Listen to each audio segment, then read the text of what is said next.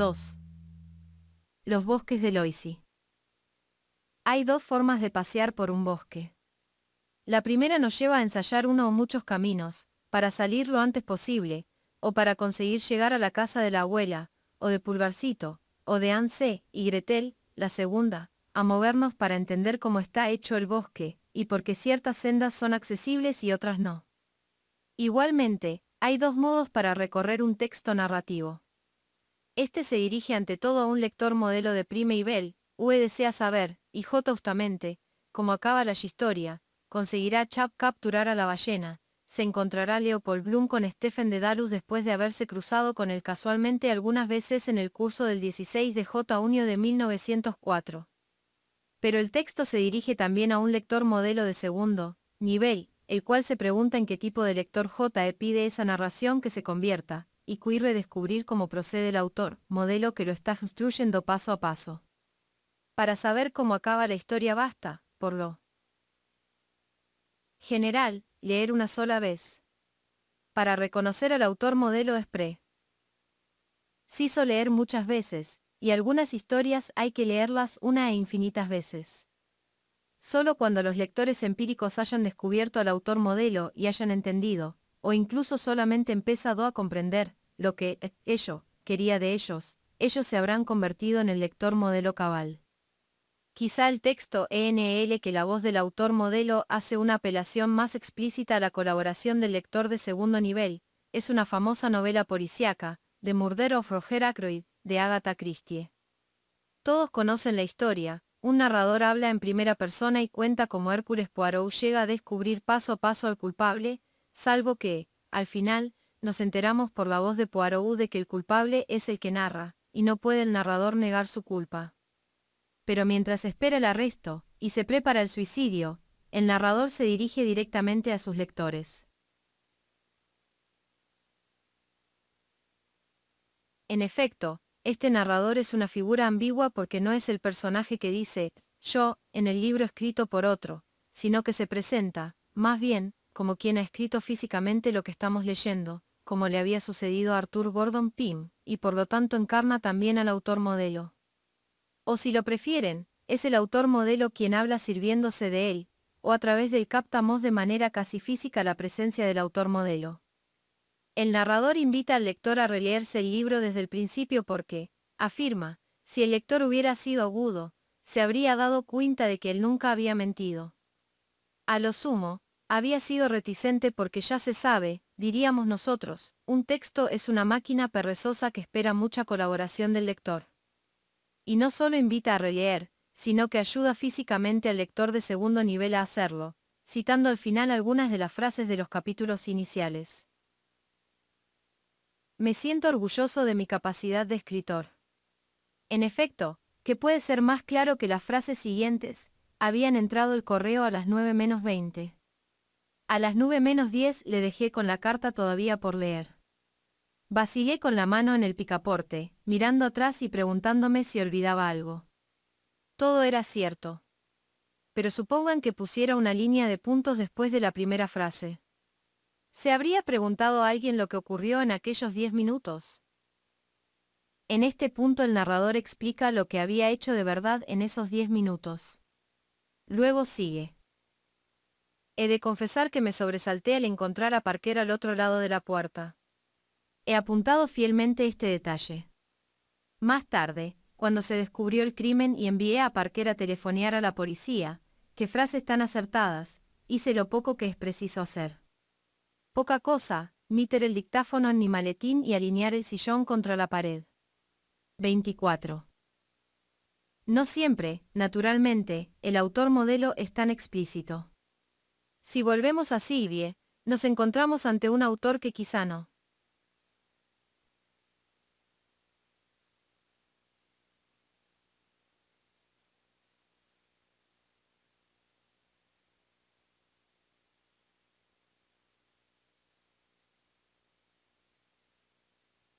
Quería que releyéramos, o mejor dicho, que quizá quería que lo hiciéramos, pero sin entender que nos había sucedido durante la primera lectura.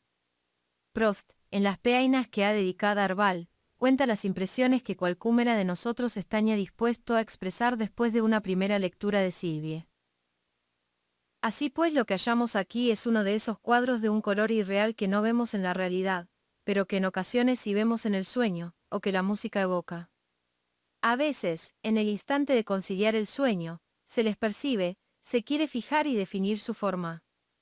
Se despierta uno entonces, y ya han desparecido. 25. La narración le transmite algo vago y obsesivo como el recuerdo. Es una atmósfera. La atmósfera azulada y purpúrea de Sylvie. Algo que no está en las palabras, sino que está entre las palabras, como la bruma de una mañana de Chantilly. 2.6 La palabra, bruma, es muy importante. Parece de verdad que el efecto que Sylvie está destinado a producir en su lector es un efecto niebla, como si miráramos un paisaje con los ojos entrecerrados, sin distinguir exactamente el contorno de las cosas. Pero no es que no se distingan las cosas, porque, es más, las descripciones de paisajes y de personas en Sylvie son nítidas, precisas, de una claridad neoclásica. En efecto, lo que el lector no consigue entender es en qué momento del tiempo se encuentra. Como ha escrito George Pulley en Les Metamorphoses du Sécal, su pasado le hace un corro alrededor, y el mecanismo fundamental de Sylvie está basado en una continua alternancia de miradas hacia atrás y mira das hacia adelante, es decir, de esos dos movimientos narrativos que Ginette ha llamado analepsis y prolepsis, y en ciertos grupos de analepsis a cajas chinas. 28.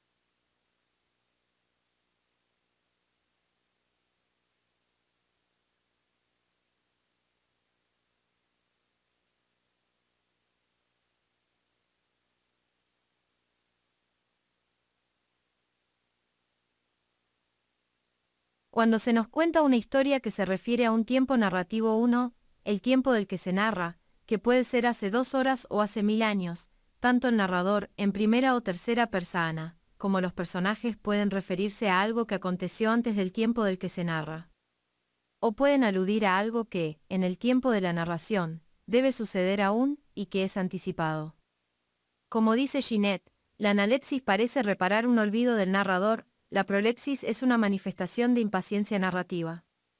Sucede también cuando alguien nos cuenta un hecho cualquiera. Fíjate, ayer me encontré con Pedro, quizá te acuerdes de él, es el que hace 2 años iba a correr todas las mañanas, analepsis.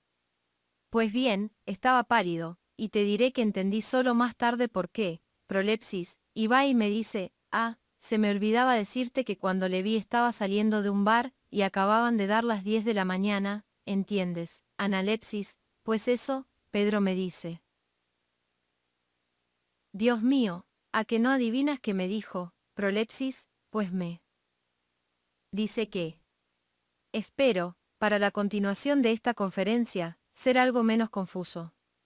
Sin duda con mayor sentido artístico, Nerval nos desconcierta durante todo el relato con un juego vertiginoso de analepsis y prolepsis. El narrador ama a una actriz, sin saber si su amor podría ser correspondido.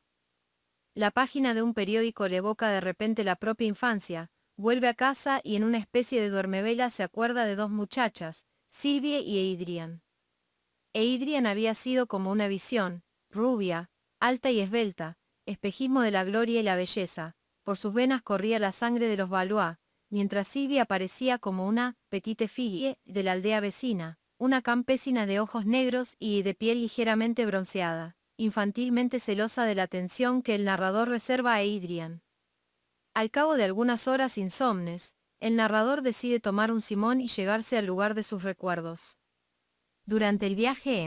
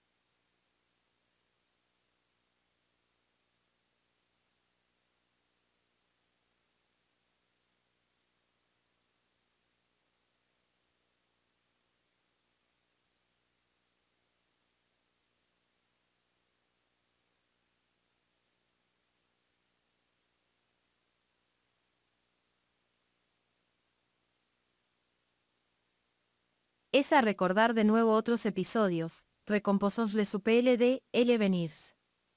Ciertamente, estamos en un pasa o más cercano a momento del viaje, que el que sané se etaiente coulees. En esta lara analepsis, Adrian vuelve a aparecer solo fugazmente, pero como recuerdo en el recuerdo, mientras que Sylvie está fulgurantemente viva y real.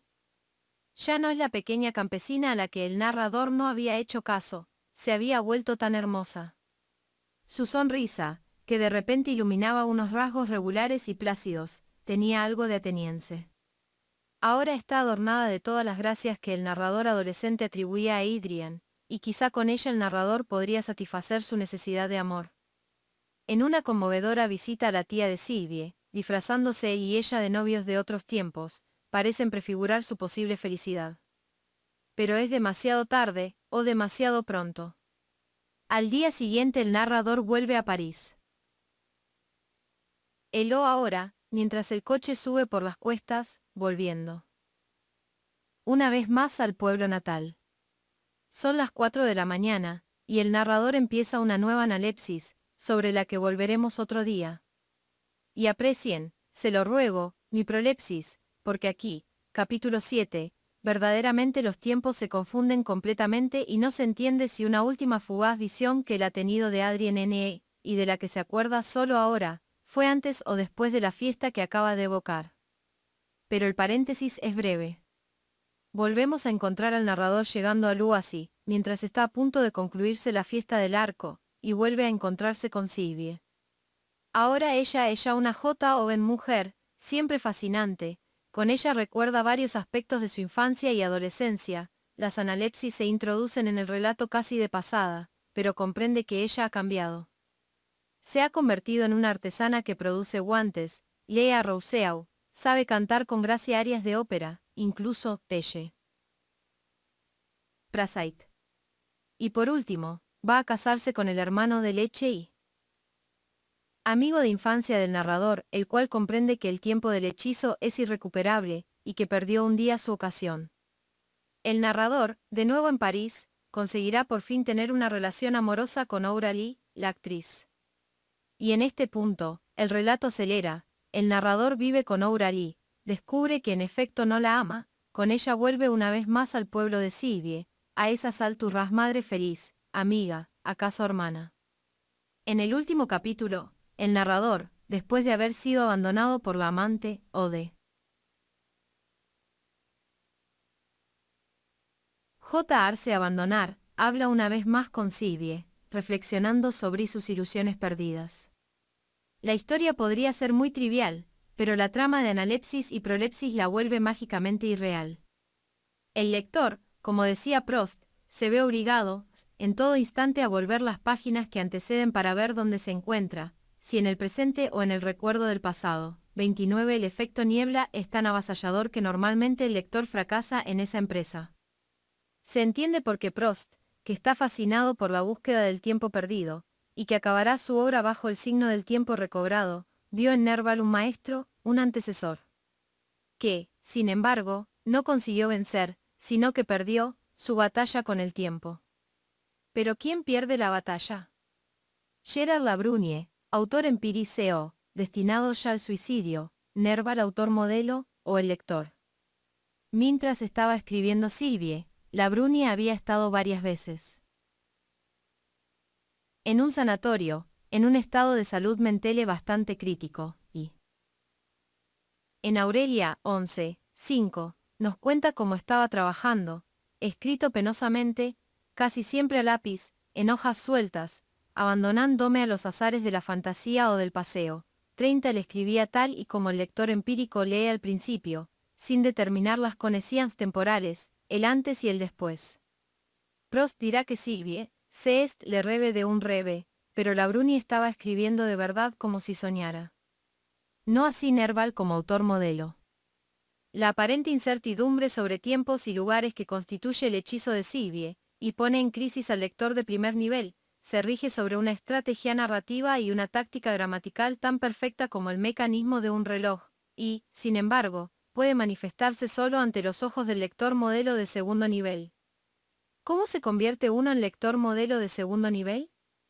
Es necesario reconstruir la secuencia de los acontecimientos que el narrador prácticamente había perdido, para luego entenderlo. Tanto como la había perdido, él, el narrador, sino como Nervalin. Duce al lector a que la pierda.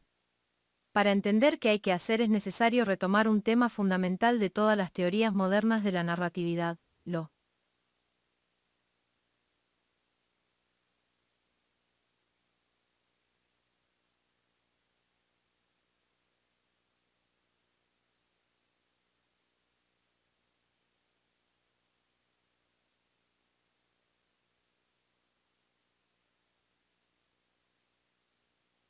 que los formalistas rusos llamaban la diferencia entre fábula y esjuset y que traduciremos como fábula y trama.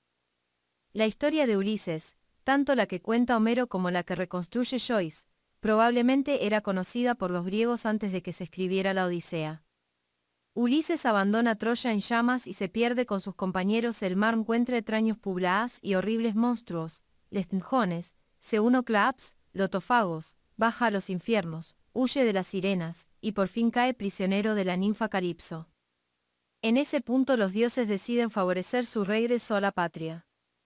Calipso es inducida a liberar a Ulises, que vuelve a hacerse a la mar, naufraga entre los feacios y le cuenta al Sino su historia. A continuación, zarpa hacia Ítaca donde derrota a los pretendientes y se reúne con Penélope. La fábula, por tanto, procede de manera lineal desde un momento inicial T1 hacia un momento final TX, figura 6. Pero la trama de la Odisea es muy diferente. La Odisea en pi. Z en medias res, en un momento T0, cuando esa voz que llamamos Homero empieza a hablar. Podemos identificar ese momento con el día en el que, según la tradición, Homero empezó su canto.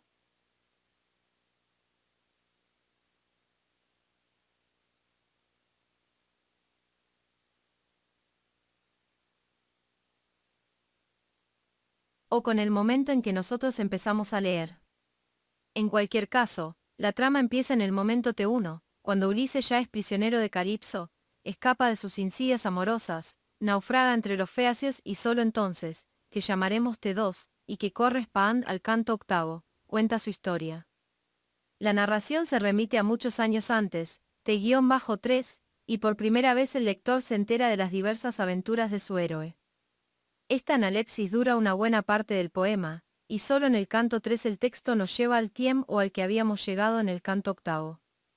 Ulises zarpa hacia Ítaca para concluir su peripecia, figura 7. Hay relatos denominados formas simples, como los cuentos de hadas, en los que solo está presente la fábula, y Caperucita Roja es uno de estos. Empieza con la niña que sale de casa y se aventura por el bosque, y acaba con la muerte del lobo y el regreso de la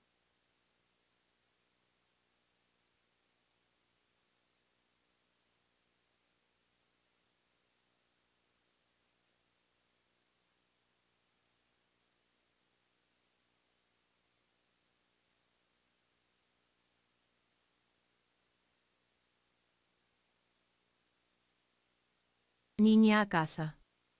Otro ejemplo de forma simple, todo fábula, podrían ser los limericks de Edward Lear. There was an old man of Peru who watched his wife making a stew, but once by mistake in a stove she did major que bake that unfortunate man of Peru. Es decir, había un bejancón de Barbados que vigilaba de su esposa los estofados, hasta que un día por desatino, ella asó como un cochino a aquel desdichado bejancón de Barbados. 3.1. Intentemos contar esta historia tal como habría sido referida por el New York Times, Lima. 11 de marzo. Ayer Álvaro González, 41 años, 2 hijos, empleado del Peruvian Chemical Bank, fue cocinado por error por su mujer, Lolita Sánchez de Medinaceli, durante la preparación de un típico plato local. ¿Por qué esta historia NOS, buena, como Elia de Lear, o como su libre traducción? Porque Lear cuenta la fábula, pero la fábula es solo el contenido de su narración.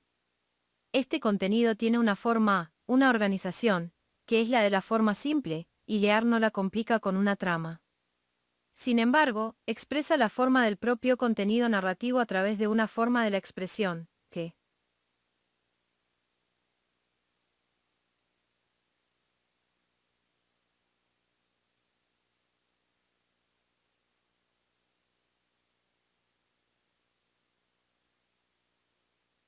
insiste en el esquema métrico, en el juego de rimas típico de Lee, Eric.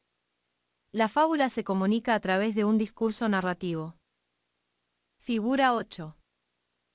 Fábula contenido. Trama. Texto. Expresión discurso. Figura 8. Texto. Podríamos decir que Ula y Te ama-no son una cuestión de lenguaje. Son estructuras casi siempre traducibles también a otro sistema semiótico, y, en efecto, puedo contar la misma fábula de la Odisea, organizada según la misma trama, a través de una paráfrasis lingüística, como acabo de hacer, o en una película o cómic, porque también en estos dos sistemas semióticos existen señales de analepsis. En cambio, las palabras con las que Homero cuenta la historia forman parte del texto homérico, y no se pueden parafrasir o traducir fácilmente en imágenes. En un texto narrativo la trama puede faltar, pero fábula y discurso no. La fábula de Caperucita Roja nos ha llegado a través de discursos diferentes, el de Grimm, el de Perrault, el de nuestra madre y. Naturalmente también el discurso forma parte de la estrategia del autor Modeo. Forma parte del discurso, y no de la fábula, ese indirecto y patético comentario de Lear, que nos dice que el Old Man of Peru era menor que en Fortunate. En cierto sentido, el discurso, no. La fábula, se preocupa de informar al lector moderno que debería conmoverse por el destino del oí de man. Pero forma parte también del discurso la forma del limerick, que lleva consigo una connotación absurda e irónica, y por lo tanto, al elegir la forma del limerick, Lear nos dice que podemos reírnos de una fábula que, dicha en la modalidad discursiva del New York Times, debería hacernos llorar. Cuando el texto de Sylvie dice, mientras el coche sube las cuestas, recompongamos los recuerdos del tiempo en que tan ameno. 45. Do venía yo, habíamos decidido que quien nos está hablando no es el narrador sino el autor modelo. Es evidente que, el autor del no se manifiesta como modo de organizar la aula a través de una trama, sino a través del discurso narrativo. Muchas teorías de la literatura se han batido para que la voz del autor modelo se dejara oír solo a través de la organización de los hechos, fábula y trama, reduciendo la presencia del discurso a lo mínimo, no como si no existiera, sino como si el lector no debiera advertir sus sugerencias. Para Eliot, el único modo de expresar una emoción en forma de arte es encontrando un correlativo objetivo, en otras palabras, un grupo de objetos, una situación, una cadena de acontecimientos que sean la fórmula de esa emoción particular. Y Prost, mientras elogia el estilo de Flaubert, deplora que escriba aún frases como, esas buenas y viejas posadas que siempre conservan algo de su esencia pueblerina. Cita. Madame Bovary se acercó a la chimenea, y observa con satisfacción. Nunca se dijo que tuviera frío. Prost quiere un estilo en J. Uto, de Pórfido, sin una fisura, sin una añadidura, en el que tenga amo solo menor que na aparición de las cosas. 33. El término aparición nos recuerda la Epifanía de Joyce. Hay epifanías de los Dubliners donde la mera representación de los acontecimientos le dice al lector que debe intentar entender.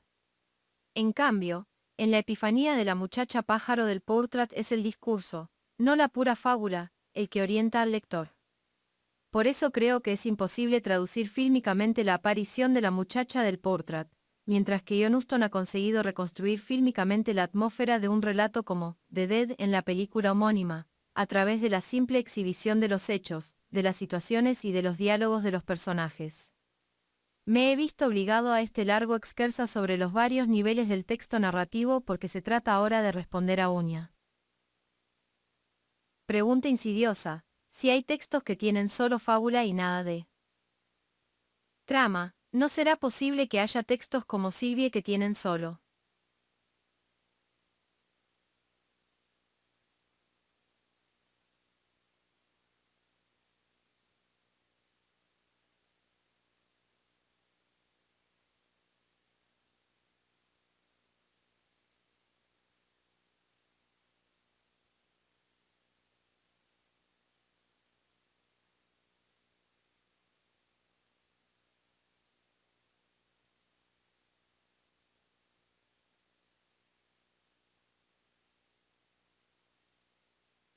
trama y nada de fábula? ¿No será Sylvie un texto que dice Elohim? ¿O Usabal que resulta reconstruir una fábula? ¿No le pide acaso él esto al lector que se convierta en un enfermo como la Brunie, incapaz de distinguir entre sueño, memoria y realidad? El uso mismo del imperfecto no indica que el autor quería que nos perdiéramos, y no que analizáramos su uso de los imperfectos. Se trata de elegir entre dos declaraciones. Una, donde Labrunai, en una carta a Dumas, que aparece en Les Piges du Chu, dice irónicamente que sus escritos no son más complejos que la metafísica de Hegel, y añade que perderían su encanto si se los explica a Ra, si ello fuera posible. La otra es sin duda de Nerval, en el último capítulo de Sylvie. Telle sont les chimères qui charmant et égarent au matin de la viernes J. Hay essayé de le fixar sans beaucoup de ordre, mais bien de cours me comprendront. Así pues, he intentado fijar mis quimeras en la página sin demasiado orden, pero muchos corazones me comprenderán. Deberíamos entender que Nerval no ha seguido orden alguno o reconocer que el orden que ha seguido no se muestra a primera vista. Debemos pensar que Prost, que analizaba con tanta sutileza el uso de los tiempos verbales en Flaubert, y era tan sensible a los efectos de su estrategia narrativa, podía pedirle a Nerval que nos sedujera con sus imperfectos sin que nosotros experimentáramos nada más que, ante este tiempo cruel que nos presenta la vida como algo efímero y pasivo al mismo tiempo, un sentimiento de misteriosa tristeza. O que la Bruni habría puesto mucho cuidado en inventar un orden, pero no quería que nos diéramos cuenta de los artificios que había usado para arrastrarnos a la perdición. Me dicen que la Coca-Cola resulta agradable al paladar porque contiene algunas sustancias cuyo secreto los magos de Atlanta no revelarán jamás. Pero no consigo aceptar este coque-oriented criticism. Encuentro inaceptable el pensamiento de que Nerval no quería que su lector reconociera y apreciara sus estrategias estilísticas. Nerval no quería solo que nosotros sintiéramos que los tiempos eran confusos, quería también que comprendiéramos de qué manera había conseguido confundirlos. Se podría objetar que mi noción de literatura no corresponde a la de Nerval, y quizá no corresponde a la de la Brunie, pero esta encuentra apoyo en el texto de Sylvie. Este relato que empieza con un vago J. de sortais de un teatre, como para introducirnos inme diatamente en un tiempo parecido al de los cuentos de hadas, acabea con una fecha, la única del libro. Sylvie, cuando ya el narrador ha perdido todas sus ilusiones, dice, Paure Idrian. Ella est morte au antes a Inese, verso 1832. ¿Por qué esa fecha importuna e imperiosa, que aparece en la más estratégica de las posiciones textuales, J justo al final, y que parece querer romper con una referencia precisa el encanto del texto? Como quería Prost, estamos obligados a regresar sin cesar a las páginas previas para entender dónde nos encontramos, si en el presente o en el pasado. En efecto, si volvemos hacia atrás, nos damos cuenta de que todo el discurso narrativo está constelado de indicaciones temporales. A la primera lectura se pierden, pero a la segunda lectura emergen claramente. El narrador, en el momento en el que narra, dice que ama a la actriz desde hace un año, después de la primera Ana. Lepsi se refiere a Adrian como a menor que una figura olvidada desde sí años, pero de Sylvie se pregunta, ¿por qué la he olvidado desde hace 3 años? El lector piensa en un principio que han pasado 3 años desde la época de esa primera analepsis, y se pierde aún más, porque si así fuera, el narrador no sería un joven acaudalado, sino todavía un muchacho. Pero al principio del cuarto capítulo, cuando inicia la segunda analepsis, mientras el coche sube por la colina, el texto empieza diciendo que habían transcurrido algunos años. ¿Desde cuándo?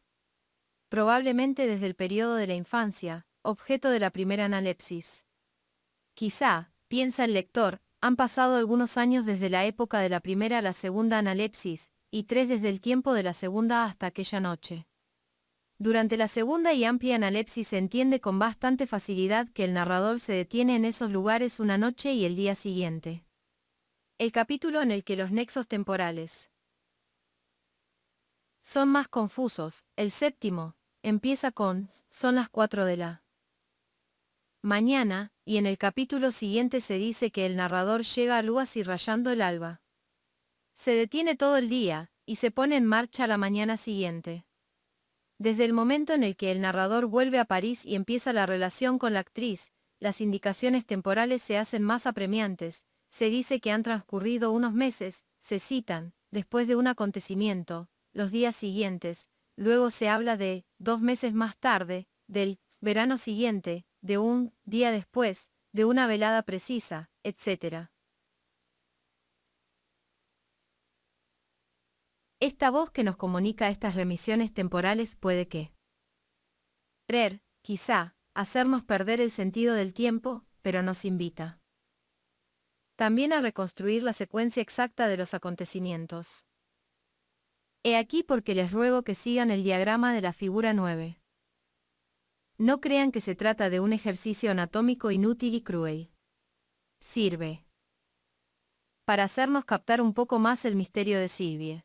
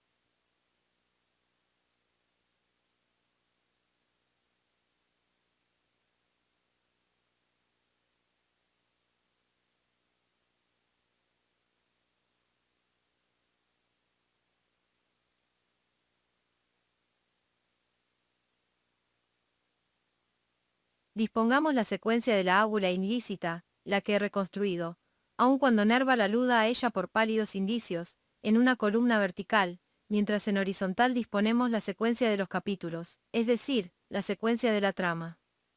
La secuencia de la fábula explícita, aquella sobre la cual Nerval nos ofrece informaciones en el texto, aparece ahora como una línea denticulada y rota que se extiende a lo largo de la línea horizontal de la trama. De ella brotan, como flechas verticales, las remisiones que apuntan al pasado. Las flechas de línea continua representan las analepsis del narrador, las punteadas las analepsis que el narrador atribuye a los personajes, o a sí mismo cuando habla con otros, y son indicios, alusiones, breves evocación. Estas excursiones hacia atrás deberían generarse a partir de momentos en los que el narrador, mientras cuenta en su pretérito indefinido, piensa en Acón. Tecimientos de su pretérito anterior, pero la inserción continua del imperfecto confunde estas relaciones temporales. ¿Cuándo habla el narrador? Es decir, ¿cuál es el tiempo cero en el que habla? Dado que el texto cuenta de un mundo del siglo XIX, y Silvie fue escrito en 1853, elegimos esa fecha como tiempo cero de la narración. Es una pura convención, un postulado del cual partir. Habría podido decidir también que la voz habla hoy, mientras leo, en 1993. Lo que importa es que una vez fijado un T0, pueda hacerse una cuenta atrás exacta, usando solo datos aportados por el texto. Si calculamos que Idrian murió en 1832, y, por tanto, después de que el narrador adolescente la hubiera conocido, si consideramos que después de la noche en que tomó un Simón, y después de volver, 2 días más tarde, a París, el narrador es bastante explícito al decirnos que habían pasado meses y no años en los que estuvo en relaciones con la actriz. Es posible establecer, con razonable aproximación, que la noche de la que se habla en los primeros 3 capítulos y todo el episodio del regreso a Luasi deben ser colocados alrededor de 1838. Imaginando al narrador en aquella época como un dandy de poco más de 20 años, y visto que la primera analepsis nos lo describe adolescente, quizá de 12 años, podemos establecer que el primer recuerdo se refiere a 1830. Y puesto que se nos dice que en ese 1838 habían pasado 3 años desde el tiempo al que se refiere la segunda analepsis, podemos considerar que aquellos acontecimientos tuvieron lugar en torno a 1835. La fecha final de 1832, muerte-de Idrian, no ayuda porque ya 1835 Silvia hace vagas alusiones que nos dejan pensar que en ella época Idrian había muerto ya, Beatrice Religious. Cela AQF, DDF o Amal Turne. He ahí que entonces, hijas osreren cuno ascrobológicas convencionalmente precisas, 1853 como T0 de la voz narrante, una noche de 1838 como T1 en que pie el J huevo de los recuerdos, podemos fijar con notable aprox 1 Mac 10 n una escena regresiva de segmentos temporales que nos vuelven a n, AR 1830, y una serie progresiva que nos lleva hasta la separatum mal de la actriz, más o menos en 1839. ¿Qué gana el lector con esta reconstrucción? Nada, si se queda. El lector de Raimar nivel. Quizá consiga disipar algún efecto de Nai.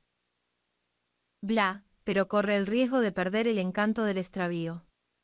El lector de segundo nivel se da cuenta, en cambio, de que estas evocaciones siguen un orden, que estos repentinos embreages o conmutaciones temporales y estos subitáneos y rápidos regresos al presente narrativo siguen un ritmo. Nerval ha conseguido crear sus efectos de niebla trabajando sobre una especie de partitura musical. Como una melodía, que primero se goza por los efectos indirectos que provoca, pero más tarde permite descubrir de qué forma una serie de intervalos inesperados ha producido esos efectos. Esta partitura nos dice cómo, a través del juego de las conmutaciones temporales, al lector se le impone un tempo musical. La máxima condensación de analepsis se verifica en el curso de los primeros 12 capítulos, los cuales cubren el arco de un día, desde las 11 de la noche del día anterior, saliendo del teatro, hasta la noche del día siguiente, en que el visitante se despide de sus amigos para regresar la mañana siguiente a París. Se podría objetar que En ese espacio de 24 horas están encajados 8 años de recuerdos, pero esto depende de una especie de ilusión óptica creada por mi diagrama, donde las flechas parecen cubrir todo el tiempo que recorren hacia atrás. En cambio, se trata de saltos, de indicadores, que van a iluminar un instante, o breves lapsos del pasado. En el eje vertical he registrado todas las fases de la fábula que Sylvie, como texto, presupone, pero que de hecho no cuenta, porque el narrador es incapaz de reconstruirlas en orden. De esta manera, tenemos un espacio de la trama inmensamente dilatado que narra pocos momentos inconexos de la fábula, porque estos 8 años no se rescatan efectivamente, somos nosotros los que tenemos que imaginárnoslos, perdidos como están en las brumas de un pasado que, por definición, no puede ser recobrado. Es la cantidad de páginas consagradas al esfuerzo de volver a encontrar esos momentos sin que se consiga reconstruir su secuencia, es la desproporción entre tiempo de rememoración y tiempo realmente rememorado, la que produce esta sensación de extravío y de lánguida derrota. Y es a causa de esta derrota por lo que después se corre velozmente, en solo 2 capítulos, salvando los meses, hacia el desenlace. ¿Qué decir ahora que no sea la historia de tantos otros?, se justifica el narrador. Aparecen solo 2 breves analepsis, una del narrador que le cuenta a Auralie la antigua visión de Idrian, pero a esas alturas él ya no está soñando, refiere una historia ya conocida para el lector, la otra, por boca de Sylvie, fulminante, que establece la fecha de la muerte de Idrian, el único hecho preciso, inconfutable, de todo el relato. En los 2 últimos capítulos, el narrador acelera los tiempos de la trama, porque no hay ya fábula alguna que recobrar. Ya se ha rendido. Este cambio de marcha hace pasar del tiempo del hechizo al del desengaño, del tiempo inmóvil del sueño al tiempo acelerado de la factualidad. Tenía razón Prost cuando observaba que esta atmósfera, azulada y purpúrea, no está en las palabras, sino entre una palabra y otra. En efecto, esta atmósfera la crea la relación entre fábula y trama, y es esta relación la que gobierna las mismas elecciones léxicas en el nivel del discurso. Si colocan mi diagrama como una matriz transparente sobre la superficie discursiva, verán que es precisamente en los nudos donde se originan los saltos temporales en los que se introducen, en posición estratégica, las continuas conmutaciones de tiempo verbal. Estas conmutaciones entre imperfecto, presente o pretérito indefinido llegan aparentemente inesperadas, a veces son imperceptibles, pero nunca son inmotivadas. Dije en la conferencia anterior que, después de años y años de someter Sylvie a un tratamiento casi anatómico, para mí este libro no ha perdido en ningún momento su hechizo, y cada vez que lo releo es como si esta historia mía de amor con Sylvie, no sé si el relato o la protagonista, empezara por vez primera. ¿Cómo esposa Ibal, visto que conozco la matriz, la regla de esta estrategia? Resulta que la matriz puede construirse cuando nos salimos del texto, pero si volvemos a leerlo, volvemos al texto y una vez captura de por el texto, Sylvie no puede leerse deprisa. Desde luego Cepiu. Ese si por casualidad se quiere localizar una frase determinada, pero ese caso no se está leyendo, se está consultando, o haciendo un enanning como un ordenador. Si ustedes leen, intentando comprender las diversas frases, se darán cuenta de que Sylvie obliga a moderar el uno paso. Y en cuanto lo moderan, se olvidan de la clave, el hilo de Ariadna con el que habían entrado en el texto. Se pierden otra vez en el bosque de Luasi sin volver a encontrar el camino. Probablemente la Brunie, enfermo, no sabía que había construido este mecanismo narrativo prodigioso. Pero las leyes de este mecanismo están en el texto, ante nuestros ojos. ¿Podía el mítico Bertolt Schwartz, que buscaba la piedra filosofal, descubrir en cambio la pólvora? Él no quería, y no sabía, pero la pólvora está ahí, desgraciadamente funciona, y funciona según una fórmula química, de la cual el pobre Bertolt no sabía nada. El lector modelo. Encuentra y atribuye al autor modelo lo que el autor emírico qui se ha descubierto por pura serendipidad. Que Nerval quería que nosotros comprendiéramos a través de cuáles estrategias el lector modelo es instruido por el texto, es una conjetura interpretativa. Pero hay otros casos en los que el autor empírico ha intervenido directamente para decirnos que él quería convertirse exactamente en ese tipo de autor modelo.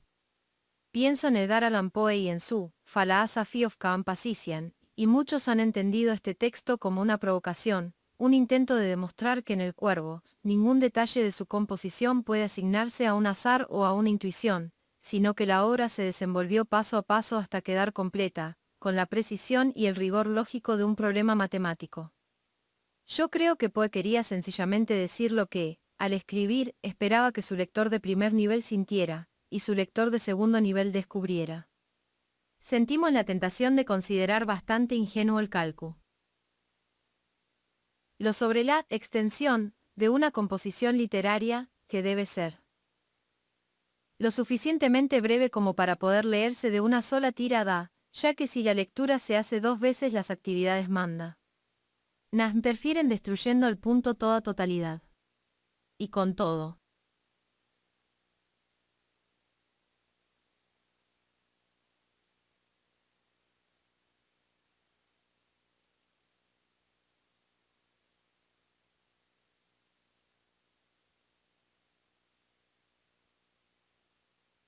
Tampoco esto me parece un cálculo sobre la psicología de los editores empíricos, atañe las posibilidades de colaboración de un lector modelo, y oculta el problema de la eterna búsqueda de una medida áurea.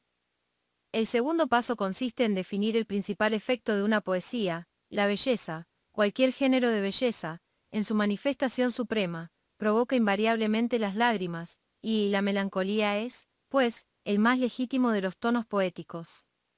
Pero Poe quería encontrar un pivote sobre el cual pudiera girar toda la estructura, y descubre que, de todos los efectos artísticos, ninguno había sido empleado tan universalmente como el estribillo.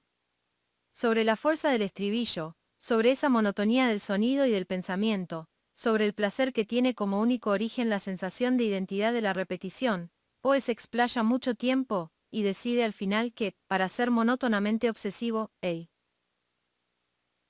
estribillo debe ser una sola palabra sonora que permita un énfasis repetido y continuo, y le parece casi obvio elegir la palabra en Evermore. Pero, puesto que un estribillo tan monótono no puede atribuirse razonablemente a un ser humano, no queda sino elegir un animal hablador, el cuervo.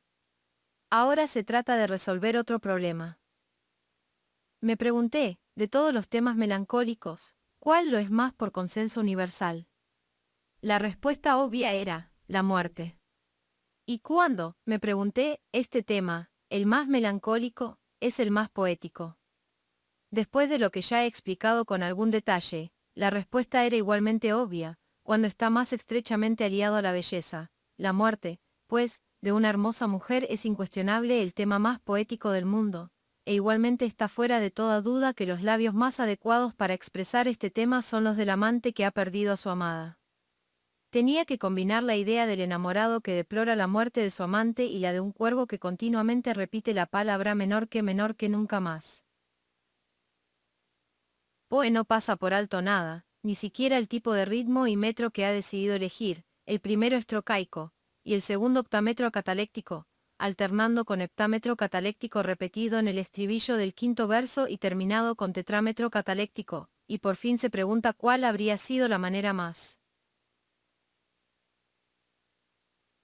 oportuna de poner en contacto al cuervo y al amante.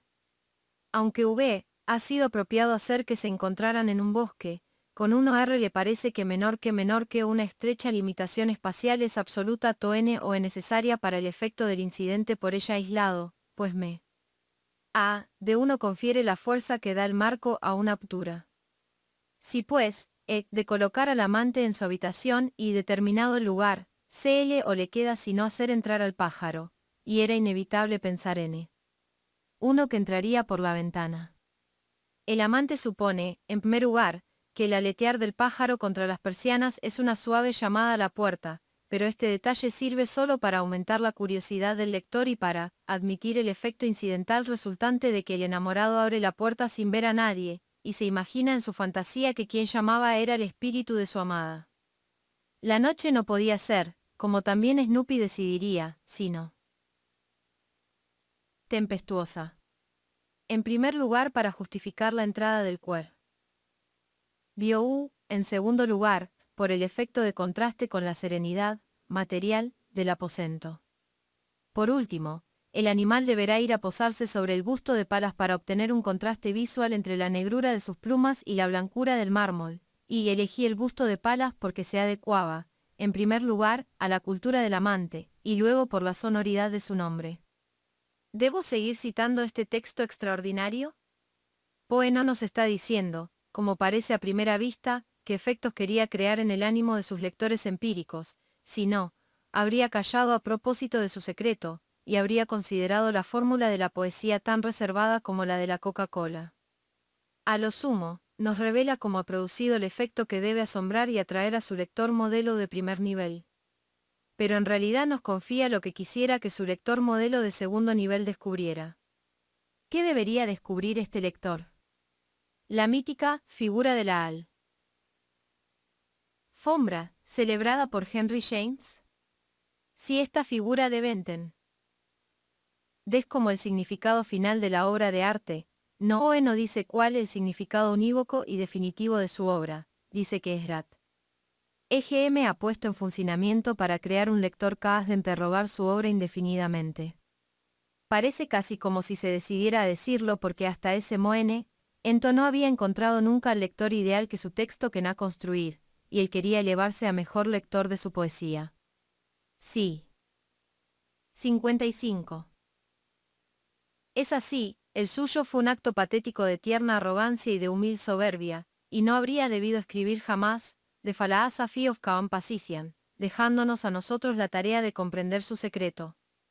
Pero ya se sabe, Edgar no estaba mejor, por lo que a salud mental respecta, que Gerard. El segundo daba la impresión de no saber nada de lo que había hecho, el primero da la impresión de saber demasiado. La reticencia, la loca inocencia de la Brunie, y la verbosidad, el exceso de fórmulas de Poe, pertenecen a la psicología de los dos autores empíricos. Pero el exceso de Poe nos permite comprender la reticencia de la Brunie. Al segundo, transformándolo en autor modelo, debemos hacerle decir lo que nos había ocultado. Con el primero tenemos que reconocer que, incluso si el autor empírico no hubiera hablado, la estrategia del autor modelo habría resultado bien clara en el texto. La figura inquietante, on the pallid bust of Pallas, ya es un